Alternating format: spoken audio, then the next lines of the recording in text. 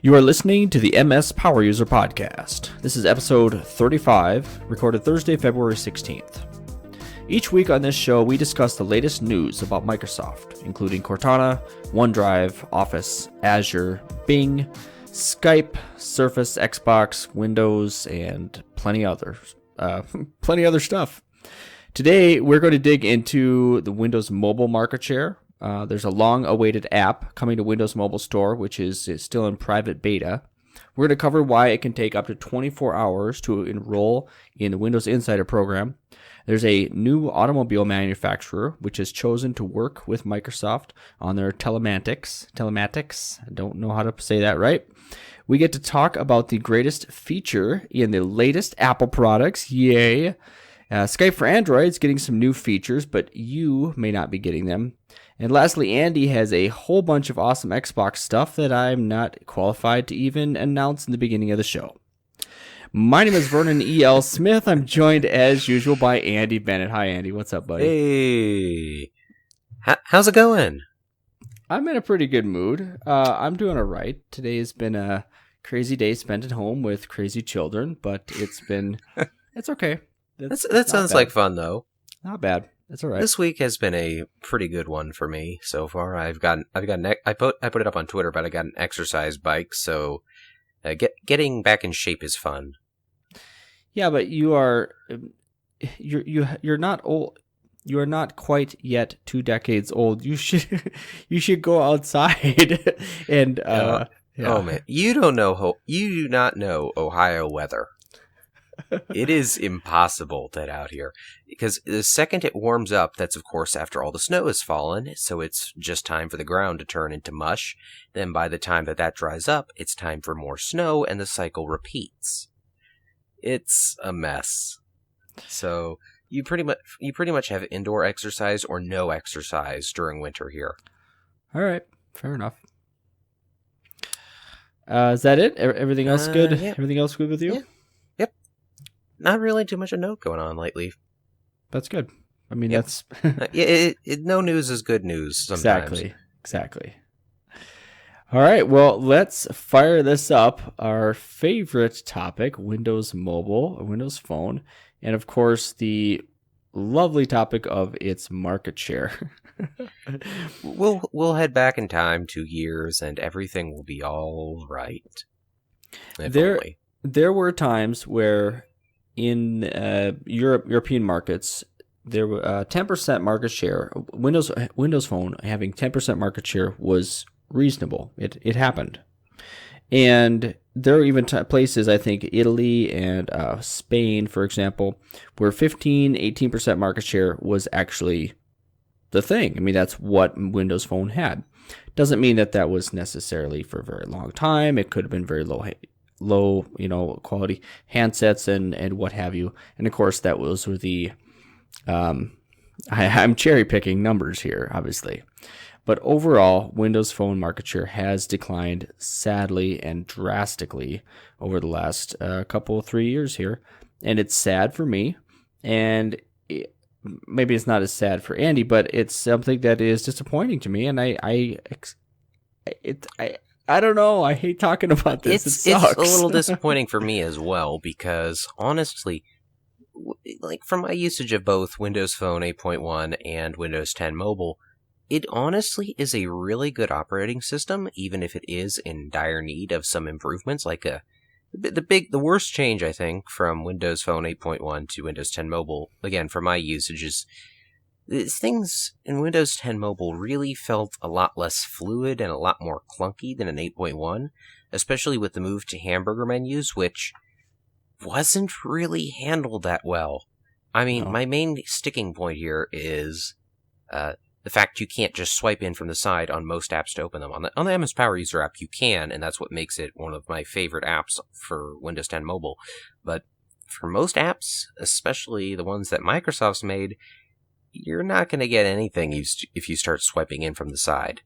And it's like, out of all of my usage of Android, I have not, for every time I've opened a hamburger menu, if I have tapped to open it, I'd say I tapped to open it 1 out of 10 times every time, every other time it's swiping because that's the method that works. And so they just totally got that wrong. And I guess kind of going off on a tangent to things between, though, but basically what I mean in the end here is it's a good operating system with some flaws, and I'm sad to see it go down the path it's gone, because it also has some great ideas that I would... It's not that I want other operating systems to pick them up, but I miss them in other operating systems, if that makes any sense. Mm-hmm. Specifically, Continuum and the tile start screen, because, dang it, the tile design, as controversial as it was in Windows 8, which really, I think that could have been stopped if they just had a regular start menu, like, say, Windows 10, but that's a story for another day, I guess, but the tile design was brilliant and still is. That is probably the absolute best design for a mobile home screen, and it's sad to see it go and die off like this. Some other real quick things that just off the top of my head, I use iOS for work and I use a Windows Phone for personal use. And I use Skype in both of them. And I cannot stand that I have to reach, even on a small iPhone, reach to the top left of the display to hit the back button for anything, where I have to, obviously it's near the bottom on Windows Phone. And also, even in text messaging, for example, I will text my wife with my work phone, or I'll text her with my personal phone. And from the messaging thread on Windows Phone, it's one tap calls her. It's very simple. With iOS, I need to reach up and go to the contact and then tap a very small icon, which I am still not satisfied with iOS. Like we're not going to talk about iOS, but it tries too hard to predict what you're going to want to do. I'm not going to go down that road. But Windows Phone just is more intuitive to me in many, many ways. Even though iOS is simple, I get that. There's still so many places where day in and day out where I'm using both of these things, I still prefer Windows Phone. And it's a shame that this great operating system is not in the hands of more people. So what we're getting to is that the market share obviously has continued to dip. Last year it did claim 1.1% of the market share, and now it's at 0.3%, 0.3% of the market share worldwide. And of course, Android has 80% and iOS has about 18% is worldwide. In the US, Apple has a much higher market share, a little bit closer to balanced, not quite balanced with Android obviously, but they have a larger market share in the US than worldwide. iOS does. And it would be interesting to see where the most and the least Windows phones are throughout the world.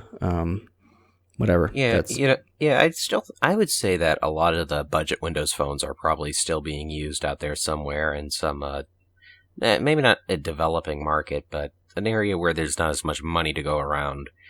I would say they are probably still being used there a bit more than others. But yeah, I don't have any actual data on there. That's just totally a guess. Yeah, so this is what it is. It's unfortunate. But of course, one of the main reasons that the market share has dropped so drastically is because carriers, for example, in the United States, AT&T does not really sell Windows phones anymore. And other carriers throughout the world, they're not necessarily selling many, if any, Windows Phone devices. Part of that is just because the market hasn't demanded it as much. We understand that. But a lot of it is because Microsoft has obviously a good portion of, let's say 3 years ago, a good portion of Windows Phone devices being sold were Lumias. Microsoft bought Nokia, obviously, and they really slowed down. And they did halt production of those devices, and they're not selling them anymore. And now the other OEMs are trying to fill that gap, but it's half-heartedly, and I understand that. There's just not new Windows Phone devices, Windows mobile devices, many, getting out there. And if they are, they're trickling out with, like the HP Elite X3, for example, in the enterprise space. Very few numbers getting out there because that's a long-term play. That's not they're going to reiterate again on that within 9 to 12 months. That's a longer longer lifespan device. So, yeah, I hate to say it, but and I've said it before, I'm sure, but I really do think we're kind of at the end of Windows Phone's lifespan, which is really, really sad. But there's nothing anyone can do. I think it's so far gone that I don't think even Microsoft could do anything to bring it back. And it's their fault, really, that it died in the first place, because they had it going good for a while. They were gaining ground for a while, and then they weren't. Well, Windows Phone, as we know it, will not revive. I don't think. And of course, many people have been talking about this for quite some time. And yeah, it'll come back as Windows Mobile. Some people, I don't know. I mean, not to the extent that we expect. If we end up with anything that's a device called a Windows Mobile device, it's going to be a transition similar to, how Windows Phone 7 was built off Windows CE, and then Windows Phone 8 was built off Windows NT. Well, we're going to see another big shift where it's going to be probably just built off the main Windows, built closer to main Windows 10. That's where I'm going here. We're probably going to have a device that is, and this is just, again, a guess. We're going to have a device that's similar to a Windows tablet that you hook it in to a dock, like a Continuum dock, and start using it as a desktop computer or something like that. We're not going to see another traditional phone from Microsoft. We are not going to see a phone from Microsoft running an operating system that is purely built for mobile, I don't believe. It's really at the end. Yeah, remember that the HP Elite X3 has been labeled by HP as a 3-in-1 device. They're not really calling it a phone. Obviously, it's still in that market. Those numbers, those units do fit into what we're calling the mobile market share of that 0.3%. But with the next iteration, whatever that is, whenever that is, whatever we think this Surface mobile device is going to be, it won't fall into those numbers. It's going to be under the PC numbers, I feel. And it's just going to be another version of it's going to be another device running Windows. And whether it truly is, I think almost 90% chance it's going to be running a larger display somewhere, as you said, docked in one way or the other. But does anyone still feel like saying the word phablet? Because we don't really say that anymore. Yeah, but I mean, it's funny because I think the majority of phone sizes right now are what used to be considered phablet. Now they're just regular phone, and I think that we're gonna get to a current generation phablet where it's even bigger than current phone screens. Especially in the enterprise space, I think a professional is not going to mind having a larger device that he or she knows that they can be productive on. They're not using it to look cool or to be necessarily, well, how do I say it? The difference between conveniently talking or texting someone and conveniently getting real work done. Those are definitely two different things.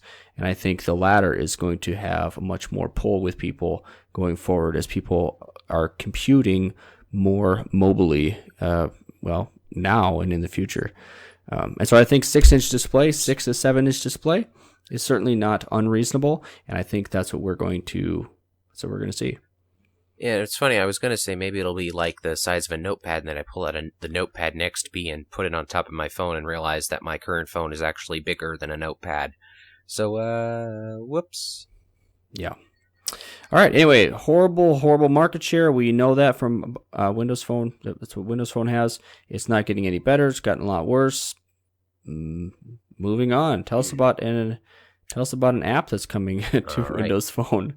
So, previously we spoke about Telegram because it looks like they are going to be bringing their desktop app to the store as a Centennial application.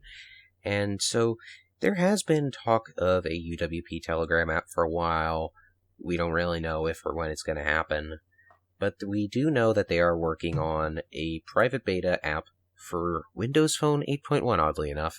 This is, I guess might be a similar case to when Valve released Steam for Windows Phone. This was after the Windows Phone 10 or Windows 10 mobile launch, and it was a Windows Phone 8.1 app. If I had to wager, I'd say this is either a case of less work or supporting every single device they can. But anyways, this is a new private beta app which has popped up in the Windows Store, and it includes a number of improvements over the current Telegram app for Windows Phone, including being able to reply to messages from the notifications toast. It's still clearly a beta with issues such as not being able to forward messages easily, and issues with the layout. And so, yeah, that's currently in the store. You can take a quick peek at it if you go check out our article by looking in the notes. And, So is it actually a private beta, or is it just named Telegram Messenger Private? Because if it's accessible through the store, I'm trying to find the link through my phone. As far as I can tell, it seems to be one that's an actual private beta that people have been downloading using a bug. Okay. So the intention is to be private beta, but it is not succeeding. You can thank the magic of the Windows Store for that. Okay. That just feels like maybe a miscommunication or a misstep by the developer. That isn't usually something that goes there's been a bug with the very long. Well, there's been a bug with the Windows 10 Store on mobile at the very least for a while now, where it's been incredibly easy to download apps that you're not supposed to be able to. So, yeah. That has not been fixed, and it's been around for quite some time, so, yeah. Alright, anyways, moving on to our next story. I'll take this one. Here's why Windows 10 PCs take nearly 24 hours to enroll into a new insider program ring. This is an interesting one because people have been asking for this question for a while. Why do I have to wait so many hours on my desktop to get into the insider program when on mobile it's pretty quick? Well, Microsoft released an official answer for this, and it's a pretty interesting one to me, at least, because I enjoy taking a look at the technical side of stuff. And this one, it says, once your machine is updated to Windows 10 and you select your desired flight ring, a process known as compatibility check will need to run in the background, and there is no manual way to force this process to run. It allows for discovery of your OS type, that would being 32-bit or 64-bit, Build Edition, Home, Pro, Enterprise, Country, Language Settings, and other required information. Once this process is complete, your machine will be auto-targeted for the next available flight for your selected ring. For the first build on any given machine, this may take up to 24 hours to complete. And that's interesting how the wording there, 24 hours to complete, does not necessarily mean 24 hours for the process to run. So that's an interesting thing. You don't really think about this stuff as a user, but as a developer, specifically being a developer at Microsoft, this means everything. So that's neat. And yeah, I don't know why it's not the case on mobile, but yeah, maybe it's because there's less things to check for, I guess. You're not going to be worrying about as many... There aren't as many editions of Windows 10 Mobile as there are Windows 10 Desktop. And yeah, the firmware variations are substantially less for mobile. Yeah, and you also don't have to worry about if your device is running 32-bit or 64-bit versions of Windows on a phone, so there's that as well. That's true. Okay. All right. Just to finish up on the Telegram Messenger private app, or in private beta, there are 117 reviews on this already, so that's a rather wide private beta, or it's not trying to be private beta. I don't know. That's my assumption based off of experience. Moving forward, Microsoft is there were rumors that Microsoft was partnering up with Tata Motors, TATA, and I will admit I was not aware of this car company before this evening. But it is a pretty substantial car company out in India.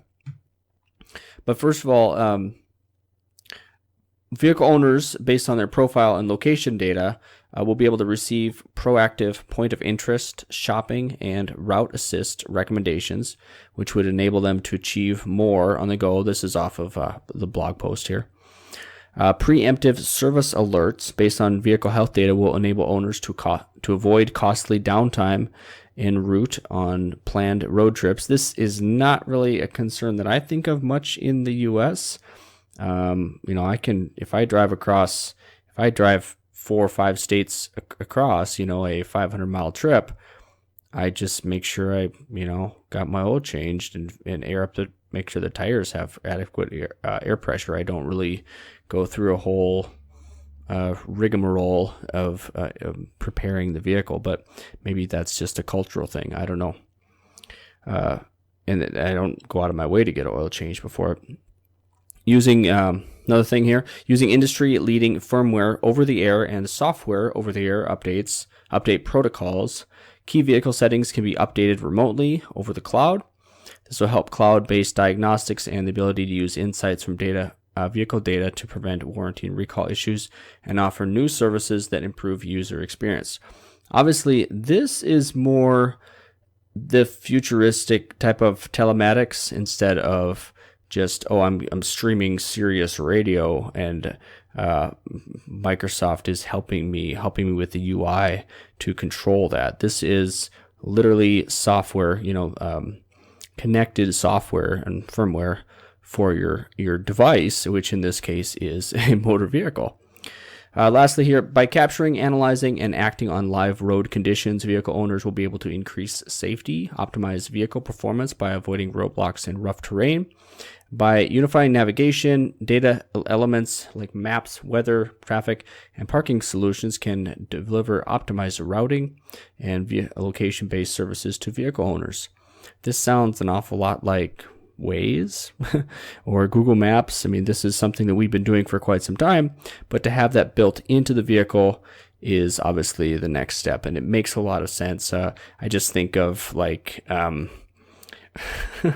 in Total Recall, for example, they got the robotic Johnny Cab, an automated car, and of course we're progressing towards that and not only having an autonomous transportation device, but it being always connected. And as I was reading through this earlier, I was just thinking about what this would be like, in the U.S., having your car connected to like AT&T or Verizon's data service, which is a thing now already. And then I can just imagine going through the settings and saying, don't update my firmware until I'm on Wi-Fi. And then you just make sure your car is ready to upgrade to Windows 10. Yeah, just make sure. Please, if you do not update now, we will stop in the middle of a busy road and proceed to update. Yeah. Thank you for your patience. And just the extra layer of thought that needs to go into when you buy or upgrade a home. Oh yeah, I need a good Wi-Fi router in my garage for my vehicles. And this is, this isn't that far away. We're already talking about this, obviously. Tata is working with Microsoft for this, and I did not quite understand just how far into this they were. I didn't really get the good sense of how soon these vehicles would be fully enabled to this extent, but it's very... It makes sense, and I like the direction we're going with this. The skeptics and the tinfoil hat folks will have concern, but there are concerns there's always concerns. Okay, it's just a matter of how you deal with it. To share just a little bit more about Tata, which I had, like I said, didn't know anything about. The company was founded in 1945. They're headquartered out of Mumbai, which of course is the most popular city in India along the west coast there. The company employs about 60,000 people, which is about half as many as Ford employs, for example, or close, maybe a third of what Ford in the U.S. employs. And the company itself is about half the size of Ford, which Ford has for a good almost 10 years now, almost 10 years now. Ford has been using Microsoft's Sync service for their in-car telematics, which is the term for car technology, I guess. Now, for a long time, they've been using it mostly just for how we interact with the media controls and in-car hands-free communication and things like that. But going forward, obviously, Ford is working a lot with Microsoft on Sync, ramping that up. Same thing with all the other car companies in the U.S., especially the luxury vehicles. And like the article says here, that's exactly what Tata is doing with Microsoft. It will be interesting to see what they brand or what they label this telematics system in the Tata cars, what that will be. And I guess it'd be interesting to see the spread between low, mid-range, and high-end vehicles. Andy, you recently had exposure to a brand new car. My youngest car is a good 10 years old. I have no idea what the services within ours are called. It's a Chevy Trax, and I'm not quite sure what its software is called, but it's some pretty bare bones stuff. It's got some nice details and all, but I guess it's okay. I don't really know the depths of most car software on the market. I am by no means heavily into that, and this story makes up for all the Xbox articles. That's okay. But I mean, just can you tell me what, as far as you know, that telematics that's in there, the technology in the car, is that just to interact with through the phone, calling people, and just to interact with your media, or does it connect with calling on the phone? It interacts with media. It's got various radio support as well as support for media played on the phone. It can act as a Bluetooth speaker, and that's about it. So still pretty much first gen stuff. It's still not connecting to something, a cloud, connecting to the cloud somewhere. I guess you can pay extra for OnStar, but we have yet to do that. So okay. I guess my experience is kind of half of what's available, but okay, yeah, not quite sure I want to pay that fee. OnStar's a good decade and a half, 2 decades old, somewhere in there, and it uses a different type of technology anyway. So eventually, currently there are already cars in the U.S. that connect to a cloud service, not just via radio, obviously, and it's transmitting vehicle health. Basically, some of the things I talked about already with what Microsoft's doing with Tata. So, and yeah, I would call that second gen. It'd be I should dig into this a little more. I need a good excuse to buy a brand new vehicle. That'd be just dandy. So, and then when Vernon and I eventually meet up, we're going to drag race. That sounds good. I'll do that. All right. Well, alrighty. Speaking of, I can handle this next one. Okay, go for it. My voice hasn't been getting enough use tonight. I was gonna try to find a good segue for you there. Go for it. All right. Good segue.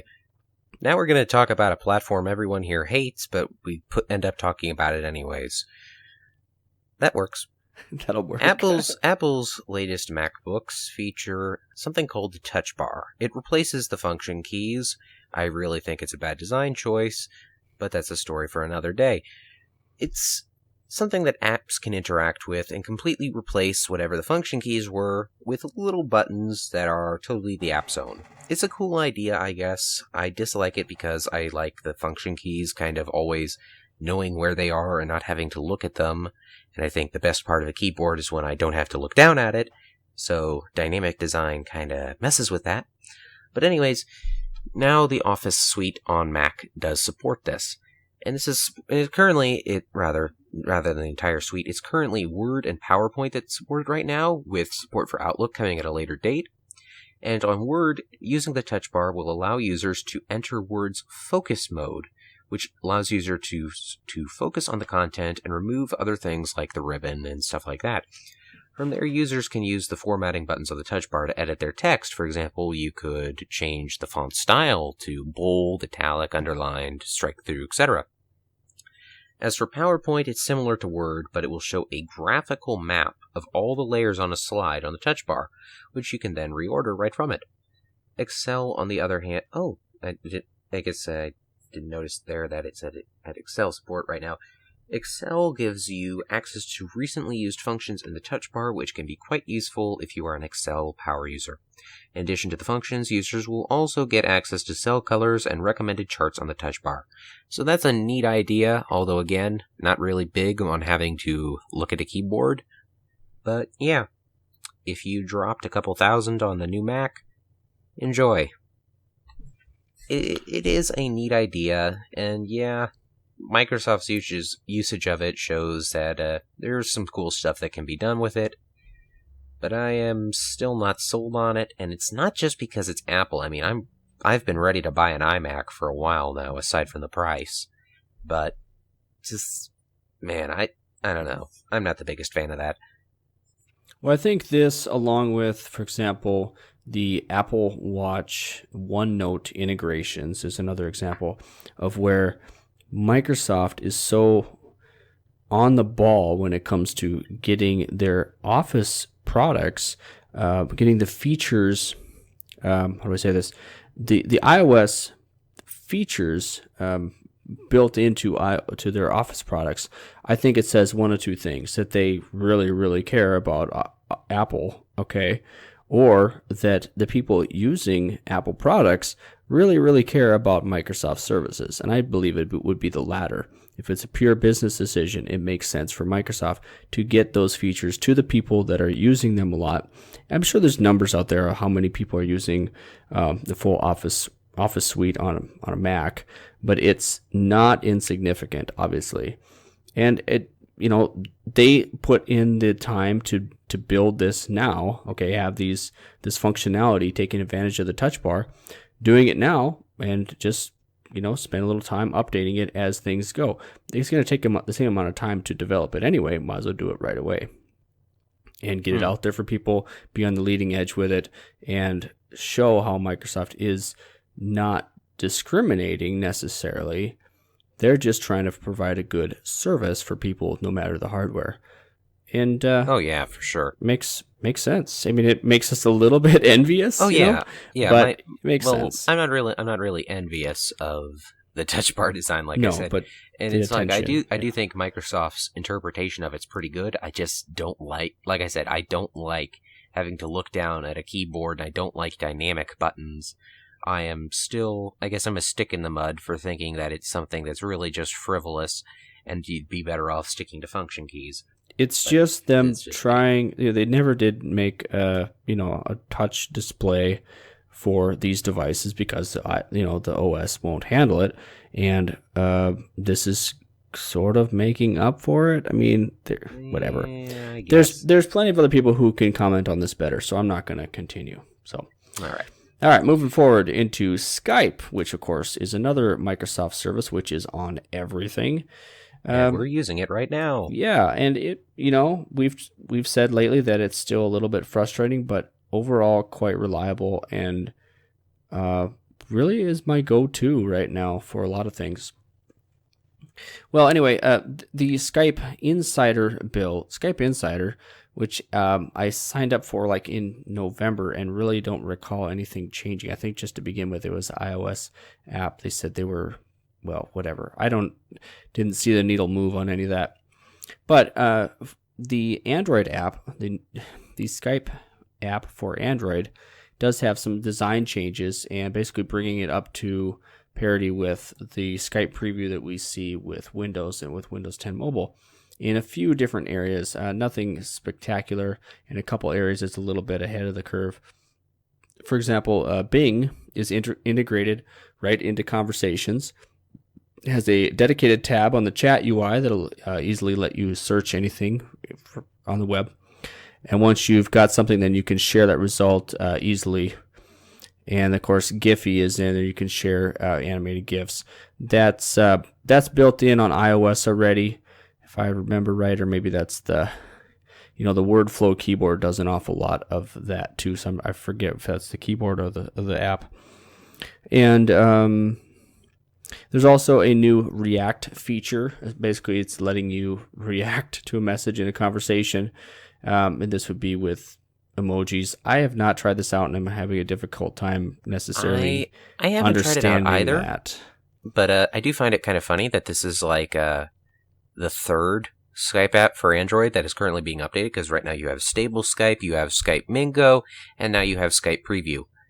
So, that's kind of funny, I think. And I actually tried to update my Android because I wanted to try this and just see, and it's not updated yet. So I don't have great insight on this, but it's there. The one thing I've learned really is that trying out multiple Skype apps is a pain on Android at the very least, and the preview ones are very much previews, and they are, I guess you'd say, crash-tastic. So as nice as it might look in screenshots, from my experience with previous ones, ooh boy, all you're going to be seeing is the equivalent of a screenshot sometimes. So maybe you're not missing out on much. Maybe this one's more stable. I haven't tried it, but just from my experience with Skype preview apps for Android in the past, generally pretty crashy. So, well, being that roughly 80% of the mobile devices in the world run Android, there's a good chance, we know this, that many of you listening are also running Android. And if you're interested in trying some of this stuff out, make sure you go go to the site, go to the article on the site, get signed up for Skype Insiders if you need to.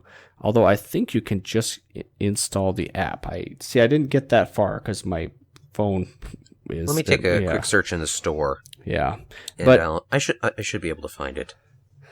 But it goes to, it makes sense that plenty of people that are Microsoft enthusiasts are still using Android. That's okay. There's nothing obviously wrong with that. Yeah. So take advantage of this. Skype Preview. If it's interesting. Literally just search Skype Preview in the Android Play Store, the Google Play Store at the very least, and you'll get that.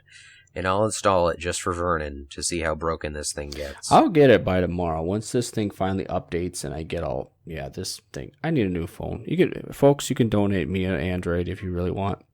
I'm just kidding. Don't send me one. Send him a Note 7. No, I'll keep it outside. So yeah, Skype preview, especially on Android. Check it out. Moving forward, let's talk about some gamey stuff, and ooh boy. I'm going to interrupt you wherever I can in here and have you break down and help me understand some of this stuff, because all right. if I'm certainly more illiterate with this than many of our users. I get that. First lesson from Andy's Gaming Dictionary is that E3 is the Electronic Entertainment Expo held every year. I believe it's held in California, and it is the biggest gaming event of the year. It's a gigantic trade show where the press, and actually this year consumers as well, get together to check out all sorts of new demos, trailers, previews, etc.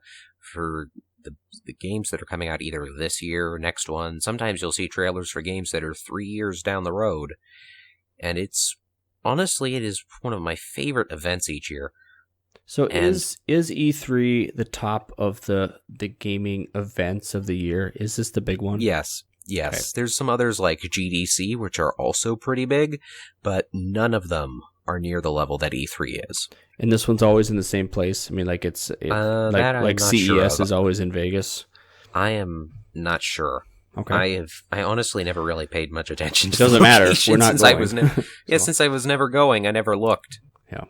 Okay. And each year, and usually the conferences are held on weekdays. Like there's day one, which is Monday, and you'll usually have all the big conferences then. Now, sometimes on Sunday there will be a day zero, and there's usually 1 or 2 groups holding an early conference then. I know that last year, I believe it was Bethesda who held an event on Sunday, and they talked about Dishonored 2 as well as Quake Champions. And I think Electronic Arts also had their event on Sunday, and that was when Titanfall 2 got announced. Anyways, Sunday is day zero. It's a day beforehand, usually only done by companies that are game developers or publishers and not console developers. Like you've got the big three. You have Nintendo, you have Microsoft, and you have Sony. And that's the big three. They usually do all their stuff on Monday. Well, that's not the case for Microsoft this year, as they are going to be holding their E3 briefing on June the 11th, which is a Sunday, if memory serves. Now, boy, I'm doubting myself. Yes, it's a Sunday. It's day zero. And they tweeted out a teaser this year, or not this year, but the other day, and it featured, of course, the same preview image we've seen of the Xbox Scorpio board, so that obviously tells us what they're going to talk about, and even if they didn't tweet out that image, we would know, yes, this is going to be a big event to talk about Xbox Scorpio, probably its final name, its release date, its price, the games we'll see on it, etc., etc. All right, let me time out you for a second there. Xbox Scorpio, and I know just slightly enough about this to know that that's a pretty freaking awesome name, I think. But they use this name as they normally use a code name, code word. Are they gonna... That's exactly what it is. It's just the project name. Similar to how the Xbox One was originally codenamed Durango. Okay. So it will not be named Scorpio, or will it? No. Okay. No, the name has not been finalized, and I think that calling it Xbox Scorpio in the end would be pretty confusing. In the end, I'm expecting something similar to how Sony had they called it the PS4 Pro, and so I'm expecting something similar, because this is still an Xbox One.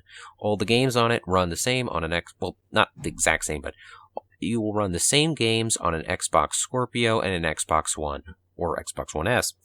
And if you still call it just Xbox Scorpio, that's when you start to have acronym issues. Because currently you have the Xbox One S. This would obviously be shortened to the Xbox S or XBS. No, I'd call it the Xbox Scorp, or Xbascorp. There we go. Exactly. That rolls off the tongue.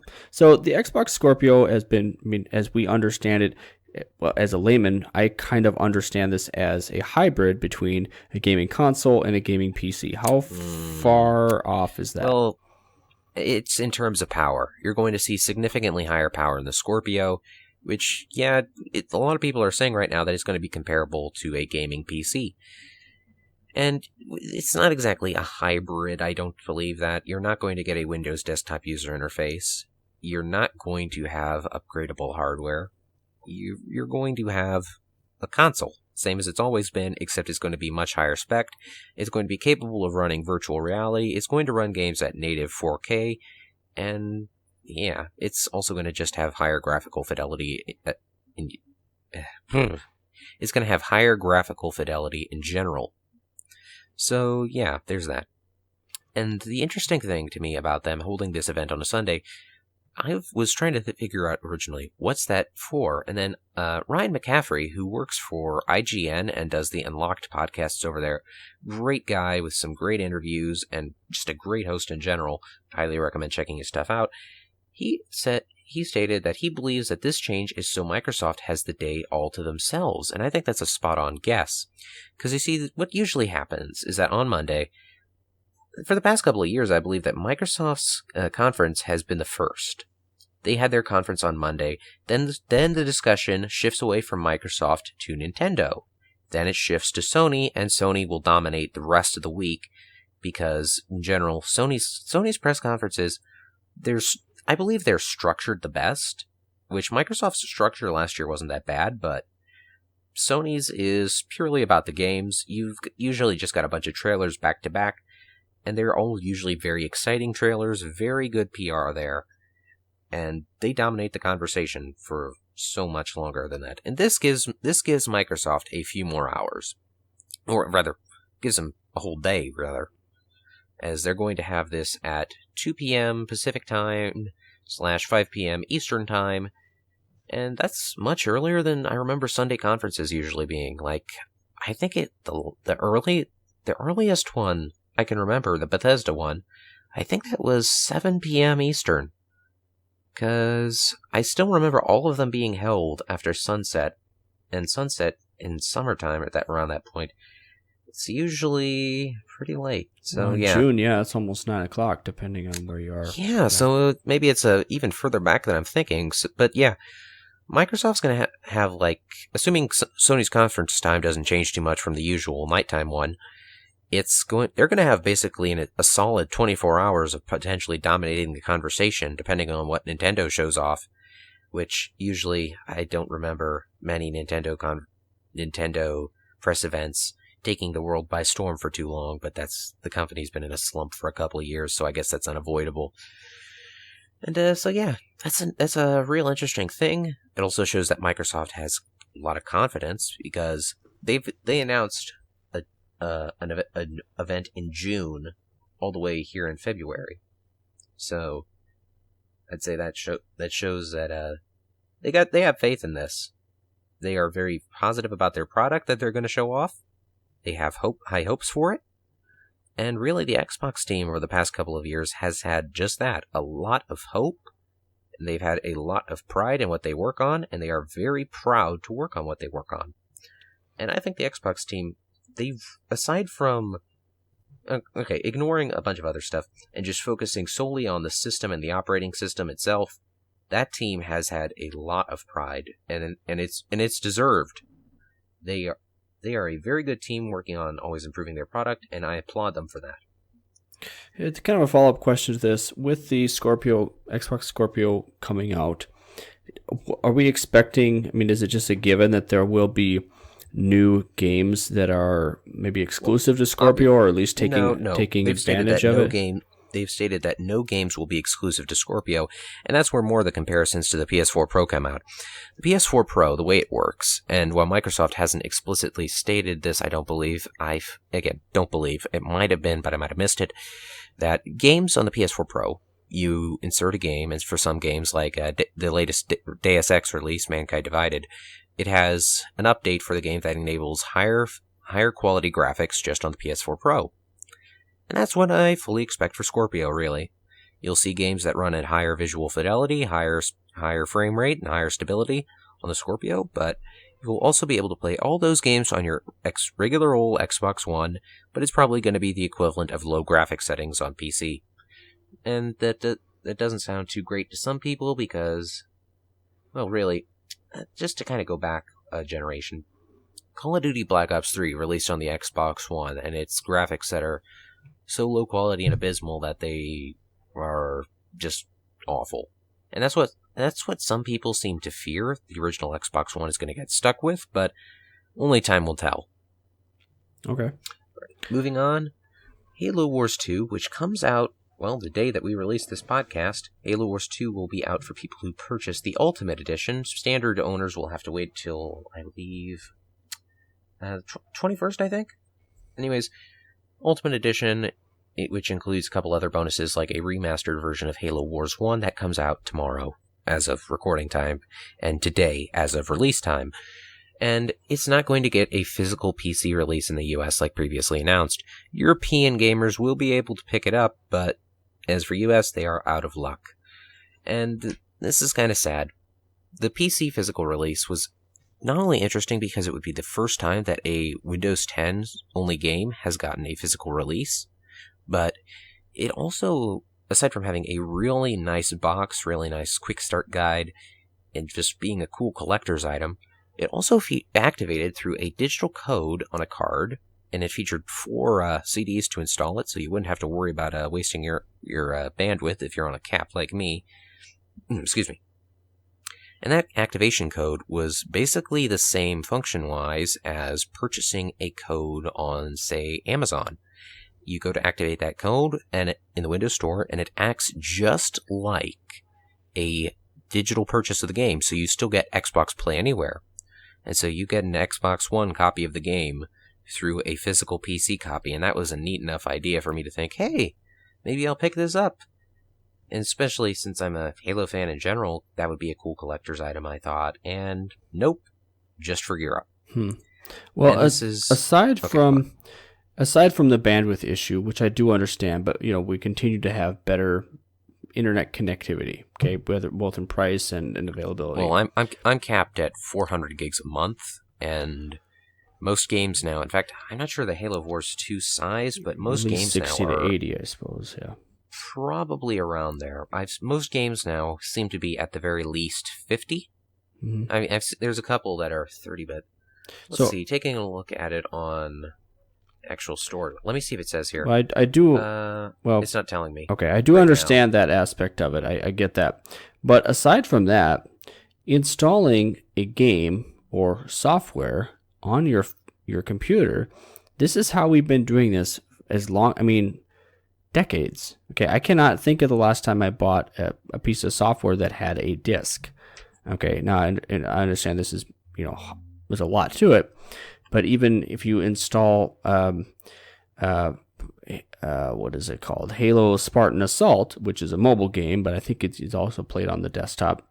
It was boy, what was it called during Windows 8? It was it wasn't Universal Windows Apps, was it? No, it was boy, I'm trying to remember the name. Maybe it was just Universal Apps back then. But just the featured, the mobile game was like 5 gigs, whatever.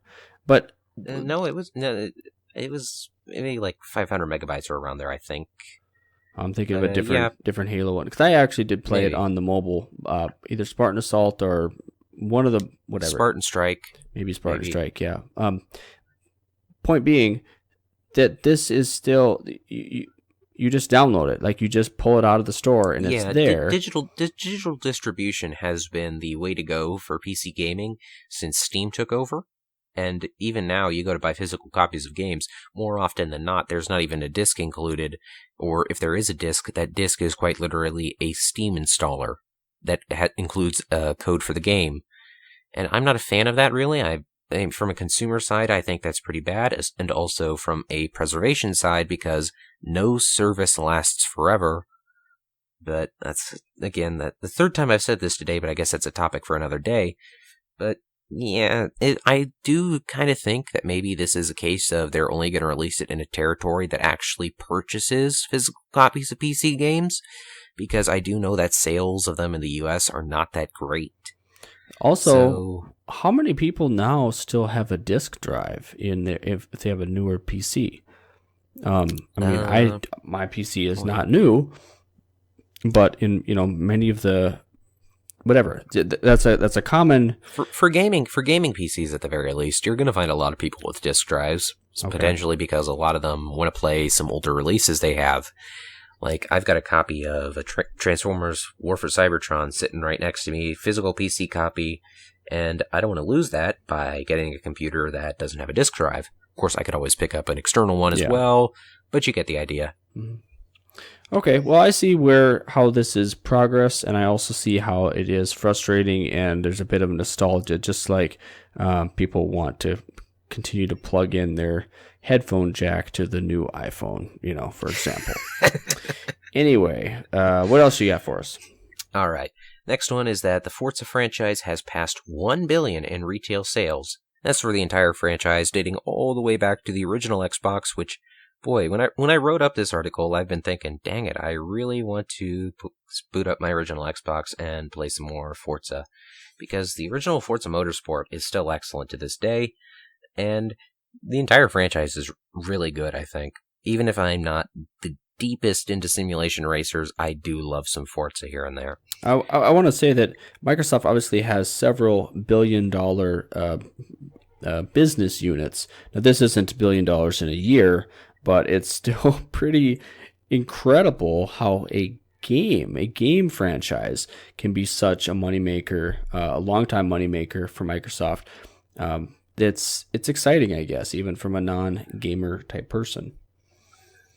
Man, I don't know if you saw the Halo 2 and 3 marketing campaigns back in the day, or if you saw the hype surrounding that, but I have not seen their launch sales, but they were pretty insane.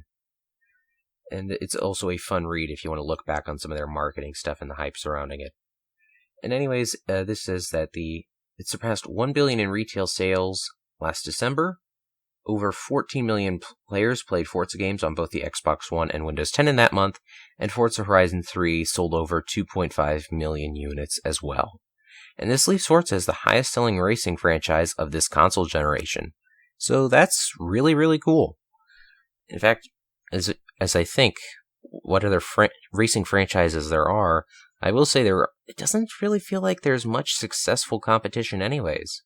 Codemasters has been putting up some excellent racing releases still, but they don't have the hype or the brand surrounding them that Forza does, as far as I can tell. And aside from that, there's Mario Kart, but that's kind of different class here. even if it is another racing franchise. I'm not sure if they'd count it in here as it's a kart racer as opposed to a simulation racer. Speaking of simulation racers, though, while I was in New York, I did get to play some Forza Horizon, or I don't know which one it was, in a large, several monitors in a simulation. Might have been Forza Motorsport 6 Apex, since that was a Windows 10 release. Well, perhaps. I think it was actually... Yeah, I don't know if it was PC or console, really. It didn't matter to me. They just said, here, sit here and drive.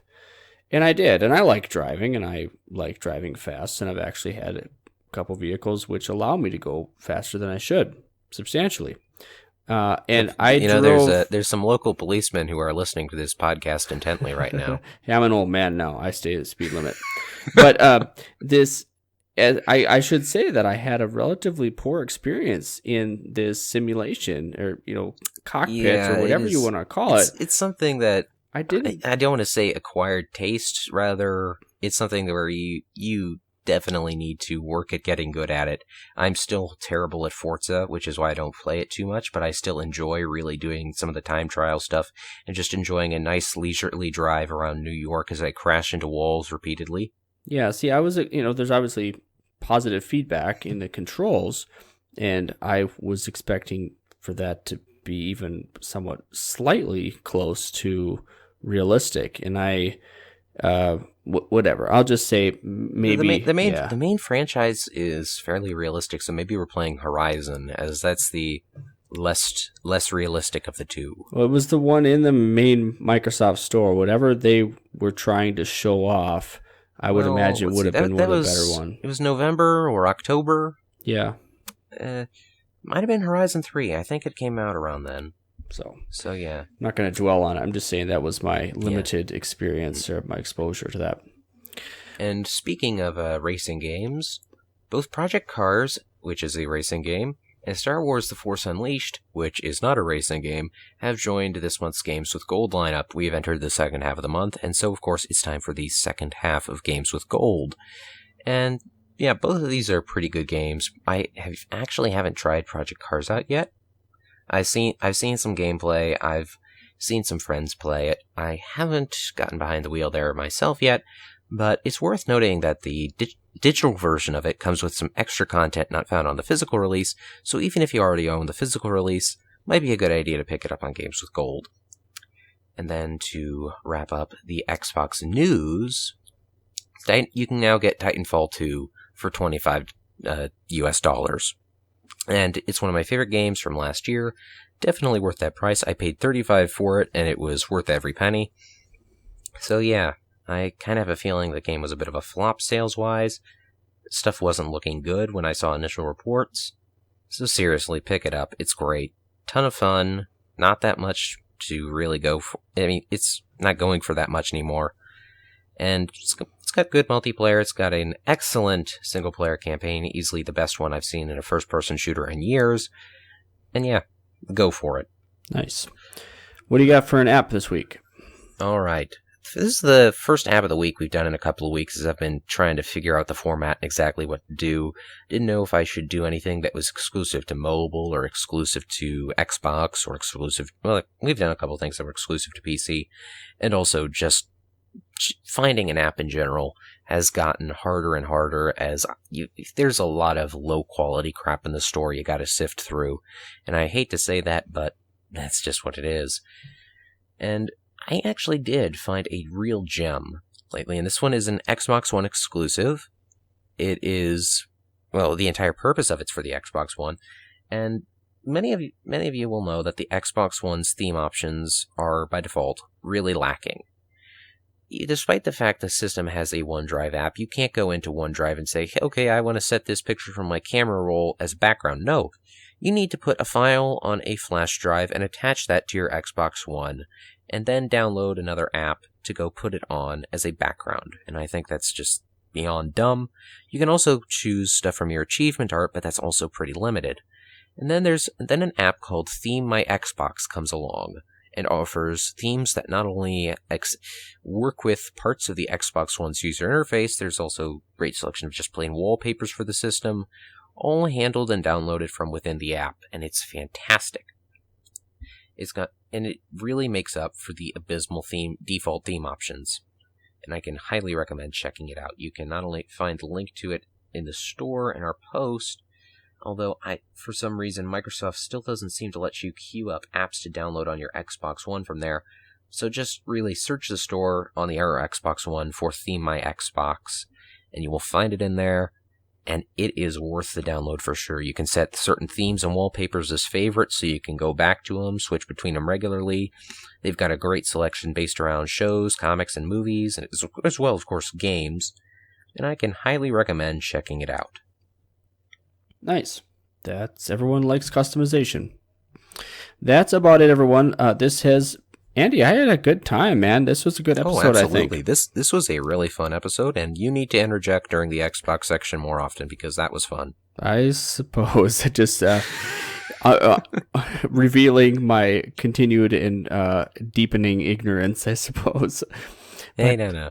It's not revealing ignorance. It's entering Andy's game dojo. That's what I'm calling it from here on out. All right. Andy's Game Dojo. Well, everyone, thank you for listening to this episode. What was this? Episode 35. Yeah. Yeah, 35. And I am... every now and then I look at that number and I'm just glad to see how far we've come. Yeah, we're still here. That's a good thing. You can follow the site on Twitter at MSPowerUser. Of course, by doing so, you'll see all the latest blog posts, which are posted frequently. Got a lot of good content there. You can always hear the wrap up on the podcast each week, but we really just pick and choose a very small handful of the just dozens and dozens of articles that go up every week. It's really worth spending time on the site, of course. And you don't have to listen to us, which is good. So, you can follow us on Twitter if you want. I'm on Twitter at VernonEL. Andy's on Twitter at FusionFan45. And make sure you subscribe to the podcast. And boy, you could even review us, I guess. We don't really say that too often, but that's how podcasts work. And leave us a review. Many stars. Yay for that. Send me hate mail. Okay, that too. Oh, actually, yeah, if you do have a suggestion for app of the week, you can send that to Andy. And if you have something else, other hate mail or something, send that to me, Vernon at MSPowerUser. You can either send it to me through Twitter again, at FusionFan45, or send it to my email, Andrew at MSPowerUser.com. That's it, everyone. Have a wonderful week. Take care. Absolutely.